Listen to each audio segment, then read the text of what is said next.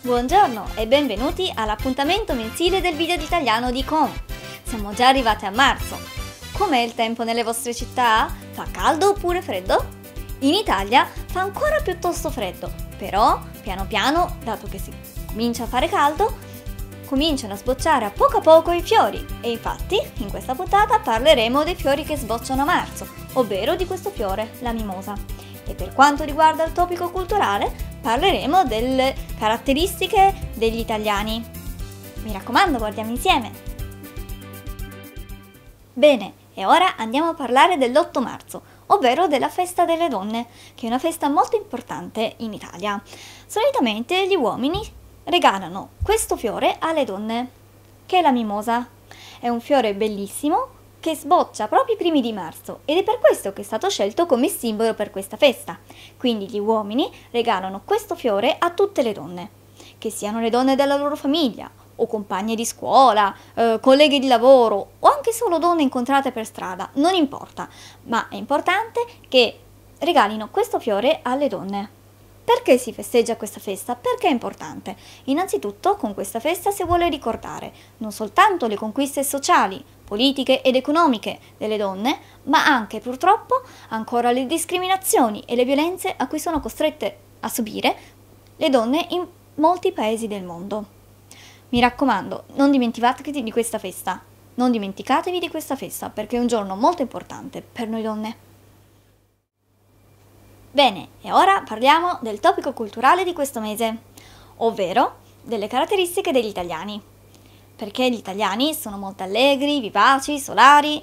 Sì, questo è vero, ma non per tutti gli italiani. Perché c'è una grande differenza tra nord e sud. E infatti, se guarderemo questa cartina, è facile capire il perché. L'Italia è un paese molto lungo e quindi è normale che ci sia differenza tra nord e sud. Gli italiani al nord sono piuttosto calmi, tranquilli, ma sono anche piuttosto freddi. Perché? Tendono a lavorare molto e quindi non c'è tanto tempo per divertirsi e quindi si tende a essere piuttosto freddini. Mentre per quanto riguarda il sud, gli italiani sono allegri, solari, chiacchieroni, a cui piace un sacco divertirsi agli italiani del sud e quindi c'è un po' di differenza. Ma c'è un punto comune fra gli italiani del nord e gli italiani del sud. Qual è? Ma è l'amore e l'importanza per la loro famiglia. Ebbene sì, per noi italiani la famiglia è qualcosa di veramente importante. Tanto che trascorriamo qualunque tipo di festa o momento della giornata insieme alla nostra famiglia. Così facendo è quasi normale che gli italiani maschi, che gli uomini italiani provino, un grande amore per le mamme, tanto da avere un complesso verso le loro mamme. Amano farsi coccolare, viziare e questo va bene, ma non piace tanto alle mogli. Allora, come vi è sembrato il video di questo mese? È stato piuttosto interessante, vero?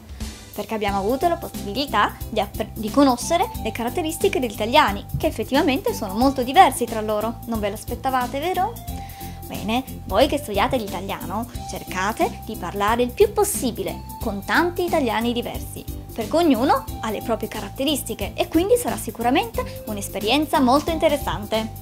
Bene, allora noi ci vediamo il prossimo mese. Ciao a tutti!